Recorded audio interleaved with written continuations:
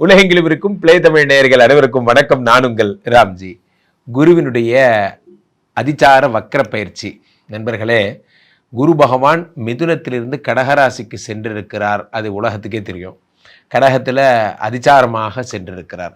நியாயமாக அடுத்த வருஷம் கடகத்துக்கு அஃபிஷியலாக அடுத்த வருடம் ஜூன் மாதம் 1ஆம் தேதி பெயர்கிறார். அதுக்கு முன்னாடி அந்த ப்ரோக்ராமை ப்ரீபோன் பண்ணி இப்பயே அதிசாரமாக கடகத்துக்கு சென்றிருக்கிறார். எல்லாருக்கும் தெரியும். இதில் நவம்பர் 11 டிசம்பர் 5 வரையிலான அதிசார வக்கர பயிற்சி. கடகத்திலே வக்கரமாக தலைகீழாக செல்கிறார். கடகத்திலே வக்கரமாக. அப்போது ஒரு கிரகம் நார்மலான டைம்லேருந்து பயிற்சி அடைஞ்சு அதில் வக்கரம் அடைஞ்சால் என்னென்ன பலன்கள் ஏற்படும் அப்படிங்கிறது தான் பார்க்க போகிறோம். அது குரு பகவானுடைய பயிற்சியும் வக்கரமும் ரொம்ப முக்கியத்துவம் வாய்ந்தது என்பதால் நாம் இதை தீவிரமாக எடுத்துக்கொள்கிறோம். எந்தெந்த ராசிக்காரர்களுக்கு இந்த அதிசார வக்கர பயிற்சி நற்பலன்களை ஏற்படுத்த போகிறது, யார் யாரெல்லாம் குபேர யோகங்களை அடைய போகிறாங்க, யார் யாரெல்லாம் வெளிநாடு போக போகிறாங்க, யார் யாருக்கெல்லாம் குழந்தை பிறக்க போகுது போன்றவற்றை ராசி ரீதியாக நாம் பார்த்து விடலாம். கடகராசிக்காரர்களுக்கெல்லாம் இந்த அதிசார குரு பயிற்சி என்ன பலன்களை தரப்போகிறது? அதிசார குரு பயிற்சி உங்களுக்காகத்தாங்க வந்திருக்கு. கடகராசிக்காரர்களுக்காகவே தேடி வந்திருக்கார் குரு பகவான், அப்படி தான் சொல்லணும். காரணம் என்ன அப்படின்னா, குரு பகவானை பொறுத்த வரைக்குமே அதிசார குரு பயிற்சி கடகராசிக்காரர்கள் வாழ்வில் பட்ட கஷ்டங்கள் எல்லாத்துக்கும் குரு பகவானுக்கே நல்லா தெரியும். ஓகே, கடகராசிக்காரர்கள்னால் பாவம், இவர்களுக்கு நம்ம ஏதாவது ஒன்று செய்வோம் என்று தான் இந்த குரு பகவான் என்ன செய்கிறார், உங்களுக்கு 5, 7, 9 பார்க்குறார். உச்சம் பெற்ற குரு பகவான், அதுவும் வக்கரம் பெற்ற குரு பகவான். இங்கே பிரச்சனையே அங்கே தான் வருகிறது. இதில் 70% நன்மை, 30% ப்ராப்ளம். அது என்ன 70% நன்மை என்றால், உச்சம் பெற்ற குரு பகவான் உடம்புல உட்காந்துருக்கார். 5, 7, 9 பார்க்குறார். 5ஆம் இடமாகப்பட்ட உங்களுடைய இதை பார்க்குறார், யோகஸ்தானத்தை பார்க்குறார். வாழ்க்கையிலே நண்பர்களே, ஒருத்தர் நல்லா இருக்கணும் அப்படின்னா அவர்கள் கேட்குற முதல் கேள்வி என்னென்னா, ஐயா எனக்கு யோகம் இருக்கா? என்ன கேள்வி? யோகம் இருக்கா? திருமணம் பண்ணிக்கலான்னு நினைக்கிறேன், திருமண யோகம் இருக்கா? அப்போது யோகம்னு ஒன்று இருந்தால் தானே எனக்கு கிடைக்கும். பிராப்தம்னு சொல்லுவோம் நம்ம. பிராப்தம் ஜோதிட வார்த்தைகளில் பிராப்தம்னு சொல்லுவோம். எனக்கு அந்த பிராப்தம் இருக்கா? எல்லாம் பிராப்தம் சார், கடவுளோட பிராப்தம் அப்படி சொல்கிறோம். பிராப்தம்னா என்ன அர்த்தம் அப்படின்னா அமைப்பு, நம்மளுடைய பாக்கியம் என்றெல்லாம் பொருள் கொள்ளலாம். அப்போது ராசியில் குரு பகவான் என்ன பண்ணுறாருன்னா, உங்களுடைய 5 பார்க்கும் பொழுது உங்களுக்கு குழந்தை இல்லாதவங்களுக்கெல்லாம் குழந்தை கிடச்சிருங்க. கண்டிப்பாக கடகராசிக்காரர்களுக்கு இந்த நவம்பர் 13, 11 டிசம்பர் 11 வரைக்குமான இந்த ஒரு மாதத்தில் 200% குழந்தை கிடச்சிரும். குழந்தை திறந்தே தீரும். அது சில பேருக்கு என்ன சார் இப்போ தான் வருது, அதுக்குள்ளே பிறந்தே திருங்குறீங்க. ஆமாம், நிறைய பேர் குழந்தை பிறப்பு சிசேரியனில் ஆகுமா, சி செக்ஷன் ஆகுமா அப்படி கவலைப்படுறவங்களும் சுகப்பிரசவம் ஆகும். இல்லை புதுசாக ஐவிஎஃப் பண்ணும் சார், ஐவிஎஃப் பண்ணும், டாக்டர்கிட்ட எவ்வளோ சொல்லிட்டேன், எண்டோமெட்ரியம் திக்னஸ் ப்ராப்ளம்ட்டான், கருமுட்டை வளர்ச்சி இல்லைன்ட்டான், ஏதோ ஒரு காரணம். இது எல்லா சொல்யூஷனுக்கும் மெடிசன்ஸில் வேணால் விதவிதமான மெடிசன்ஸ் இருக்கலாம். எல்லாத்துக்கும் நோய்களுக்கு விதவிதமான மருந்துகள் அறிவியலில் இருக்கலாம். ஆனால் ஆன்மீகத்தில் ஒரே ஒரு விஷயம்தான், குரு பார்வை. அப்போ ஜாதகத்தில் என்ன சொல்கிறோம்? குரு பார்வை வந்தாச்சா, குரு பார்வை இருக்கா, இப்படி தான் கேட்பாங்க. ஜாதிர சாஸ்திரத்தில் கலந்த பிறந்தாலும் சரி, கல்யாணம் பண்ணாலும் சரி, என்ன கேட்பாங்க? குரு பார்வை இருக்கா, குரு பலம் இருக்கான்னு கேட்பாங்க. அந்த குரு பலம் என்பது உங்களுக்கு இப்போ நிறைம்ப இருக்குது. 5ஆம் இடத்தை குரு பகவான் பார்த்து விட்டார். 5 பார்க்கும்போது யோகத்தை தருகிறார், குழந்தையை தரார். அது உச்சம் பெற்ற குரு பகவான். பொதுவாகவே நண்பர்களை, குருவை நம்ம என்ன சொல்கிறோம்? புத்திரகாரகன் என்று அழைக்கிறோம். புத்திரகாரகன்னா என்ன? குழந்தையை தரக்கூடியவர்.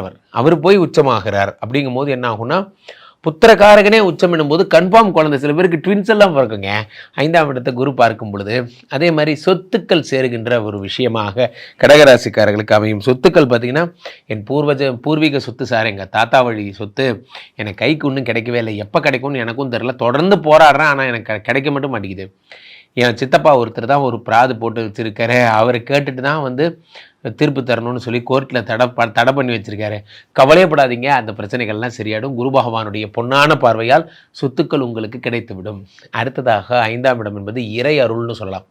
இறை அருளை குரு பகவான் பார்க்க, சில பேர் வீட்டில் பார்த்திங்கன்னா சொந்தக்காரங்க எல்லாம் சேர்ந்து நம்ம குலதெய்வம் கோயில் போய் பொங்கல் வைக்கலான்னு முடிவு பண்ணோம் சார். ஆனால் நாங்கள் போவே இல்லை, கிட்டத்தட்ட 2 வருஷம் ஆச்சு குலதெய்வத்தை நாங்கள் பார்த்து. அதனால் அம்பாள் கோபமாக இருக்கான்னு நினைக்கிறேன். வீட்டில் ஒரு சுப இதே நடக்க மாட்டேங்குது, எப்போ பார்த்தாலும் ஏதாவது ஒரு ப்ராப்ளம் வந்துகிட்டே இருக்குது என்று நினைப்பவர்களுக்கெல்லாம் எழுதி வைத்துக் கொள்ளுங்கள். உங்களுக்கு இறைவனுடைய கடாட்சம் என்பது கிடைக்கப் போகிறது. எழுதி வைத்துக் கொள்ளுங்கள். அதே மாதிரி இந்த 5ங்கிறத வேற என்னெல்லாம் சொல்லலாம் அப்படின்னு பார்த்தீங்கன்னா, பந்தயம்னு சொல்லலாம். அசோக், உன் டைரியில் எழுதி வச்சுக்கோ, எப்படி என்ன நீ இவ்வளோ கஷ்டப்படுத்தினியோ அதே மாதிரி உன் முன்னாடி நான் வீடு வண்டி வாசல்னு வாங்கலை, என் பேரை மாற்றிக்கிறேன் அப்படி சொல்லி அந்த சவால்லாம் விடுறீங்கல்ல, அந்த சவால்லாம் சக்ஸஸ் ஆகும். அதே நேரத்தில் ஏழை பார்க்குறாருங்க. ஏழை கடகராசிக்காரங்களுக்கு பார்க்கும்போது ஃபாரின் போகிறீங்க. சும்மா இருந்தேன்னா அமெரிக்கா போகிறேன், ஆப்பிரிக்கா போகிறேன், ஐரோப்பா போகிறேன், அண்டார்டிகா மட்டும்தான் ஒன்றும் போக முடியல. அந்த மாதிரி எந்த கண்ட்ரி நீங்கள் ஆசைப்படணும், ஆசைப்பட்ட கண்ட்ரிக்கு போவீங்க. சில பேர் ஆசைப்பட்டது என்னமோ நான் கஜகஸ்தானுக்கு நான் ஆசைப்பட்டது என்னமோ கனடாவுக்கு ஆசைப்பட்டேன் சார், கிடைச்சது என்னமோ கஜகஸ்தான் தான் கிடச்சிருக்கு. நான் எந்த கண்ட்ரியும் கிண்டல் பண்ணல, பட் ஆனால் எனக்கு குளிர் பிரதேசம் இன்ட்ரெஸ்ட்டு, ஆனால் எனக்கு வெப்ப நாடுகளில் தான் வேலை கிடச்சிருக்கு போன்ற விஷயங்கள் எல்லாம். இப்போ என்ன நடக்கும் என்றால், உங்களுக்கு அந்த ஆசைப்பட்ட கண்ட்ரி கிடைப்பதற்கான வழிகள், ஆசைப்பட்ட பொண்ணு கிடைப்பாங்க, ஆசைப்பட்ட பையன் கிடைப்பாங்க. நான் ரொம்ப நாளாக லவ் பண்ணுறேன் சார், அந்த பிள்ளை தான் கல்யாணம் பண்ணிக்கணும்னு ஆசைப்பட்றேன், ஆனால் எங்கள் வீட்டில் ஒத்துக்க மாட்டேங்கிறாங்க. குரு பார்த்தாச்சுங்க, நேராக போங்க, அவங்க அப்பாவே கேட்பார், அந்த பொண்ணோட அப்பாவே, என்ன மாப்பிள்ளை இந்த கையில் வேலை, இந்த கையில் பொண்ணு, கூட்டிகிட்டு போயிட்டே இருக்கலாம், பட் எனக்கு அந்த டீலிங் பிடிச்சிருக்கு அப்படிங்கிற மாதிரி கல்யாணம் பண்ணுறீங்க, கூப்பிட்டு வந்துட்டே இருக்கீங்க, அதெல்லாம் நடக்கும். அதுக்கு அவரே அதையும் ரெடி பண்ணி கொடுத்துட்றாரு. அப்போது 9ஆம் இடத்தை குரு பகவான் அதிர்ஷ்டத்தை பார்க்குறாருங்க. அதிர்ஷ்டத்தை குரு பகவான் பார்க்கும்போது அதிர்ஷ்டம் அப்படியே கொட்டும். அதிர்ஷ்டம், நான் எதை தொட்டாலும் லக்கி பாஸ்கர் படத்தில் வர மாதிரி தான், நான் எதை தொட்டாலும் எனக்கு நல்லதாகவே நடக்குது, எதை தொட்டாலும் எனக்கு ஷேர் மார்க்கெட் போனால் ஷேர் மார்க்கெட்டில் ஜெயிச்சிட்றேன், எதை பண்ணாலும் ஜெயிச்சிட்றேன். காரணம் லக்கி பாஸ்கர், நீங்கள் தான். லக்கி பாஸ்கர் என்ன பண்ணிட்டாரு, இப்போது 9ஆம் இடத்தை பார்க்குறாரு. நல்ல நல்ல விஷயங்கள்லாம் நடக்க போகிறது நண்பர்களே. வாழ்க்கையில் இந்த மாதிரி ஒரு தருணத்துக்காகத்தான் ஆசைப்பட்டோம், இதற்குத்தானே ஆசைப்பட்டாய் பாலகுமாராங்கிற மாதிரி ராசியில் உட்காந்து 5, 7, 9 பார்க்கறதுக்காக தானே ஆசைப்பட்டீங்க. அடுத்ததாக 5, 7, 9 குரு பகவான் பார்ப்பதை போலவே இவருக்கு என்ன ஒரு ப்ராப்ளம் நான் உங்களுக்கு சொல்லியிருந்தேன் அப்படின்னா, இவர் ஒரு உச்சம் பெற்ற குரு பகவான் 6க்குடையவனாக இருக்கிறார். 6க்குடையவனாக இருந்து உச்சம் பெறுவதால் என்ன ஆகுதுன்னா, உங்களுக்கு கல்லீரல் சம்பந்தப்பட்ட வியாதிகளை கன்ஃபார்மாக தருவார். அது ஒன்று தான் இதில் பிரச்சனையே, 6க்குடையவனாக இருக்கிறார். அப்போ கல்லீரல் சம்மந்தப்பட்ட வியாதிகள்னால் என்ன தருவார்? இப்போ யாருக்காவது தீர்த்தவாரி பழக்கம் இருக்குன்னா தயவுசெய்து கீழே போட்டு உடச்சிருங்க. வயிற்றில் பிரச்சனைகளை கொடுப்பார், லிவர் சம்மந்தப்பட்ட பிரச்சனை. மற்ற யூடியூபர்ஸ்லாம், மற்ற ஜோதிடர்கள்லாம் இதை இவ்வளோ சீரியஸாக சொல்கிறாங்களான்னு தெரில. நான் இதை ரொம்ப சீரியஸாக சொல்வேன். நண்பர்களே, ஹெல்த் இஸ் வெல்த். ஹெல்த் ரொம்ப முக்கியம். அந்த ஹெல்த்து கெடுப்பதற்கான ஒரு முக்கியமான விஷயம் கல்லீரல் ப்ராப்ளம்னா அது காப்பாற்றவே முடியாது. 6க்குடைய குரு பகவான் உடம்புல உட்காந்துருக்கிறது ஆபத்து. ஏனென்றால் குரு எதற்கு இன்சார்ஜ்னா கல்லீரல் மற்றும் கிட்னிக்கு இன்சார்ஜ். நிறைய தண்ணி குடிங்க, நிறையா சாப்பிடுங்க, நல்லா இருங்க. உடம்பு சவுண்டு மைண்ட் இன் ஏ சவுண்டு பாடினா. அப்போ 6க்குடைய உச்சம் என்பதால் தேவையில்லாத எதிரிகள் வரும். இப்போ நான் 5, 7, 9 குரு பார்க்கறதுனால ஒரு மதப்பு வரும். என்ன பண்ணுவீங்க, யாரையாவது வம்புழுப்பீங்க. அதனால் அதெல்லாம் வேண்டாம், நீங்கள் பாட்டுக்கு கண்ணை மூடிட்டு முன்னேறுங்க. எது வாங்கினாலும் கொண்டாலும் வெளியே சொல்லாதீங்க, சொன்னால் பழிக்காமல் போயிடும். 6க்குடையவன் உடம்புல உட்காந்துருக்கும் போது தேவையற்ற எதிரிகளை, விரோதிகளை, தேவையற்ற விமர்சனங்களை எல்லாம் நீங்கள் சம்பாதிப்பீங்க. அதிலிருந்து விடுதலை பெறுங்க. கடகராசிக்காரர்களுக்கு சிறப்பு. அப்போ கீழே போயிட்டு இருக்க இந்த 2 நம்பரை கூப்பிடுங்க, உங்களுடைய சொந்த ஜாதகத்தை பார்த்து கொள்ளுங்கள். உலக புகழ் வாய்ந்த நமது விஸ்வரூப விஷ்ணு மாயா அருள் புரியக்கூடிய புனிதமான இந்த ஸ்ரீமடத்திலே தினசரி நடக்கின்ற விஷ்ணு மாயா வேள்விகளில் பங்கு பெறுங்கள். உங்களுடைய பிரச்சனைகள் எதுவாக இருந்தாலும் 48 நாட்களில் நாங்கள் அதற்குரிய சொல்யூஷன்ஸை கொடுத்துருவோம்.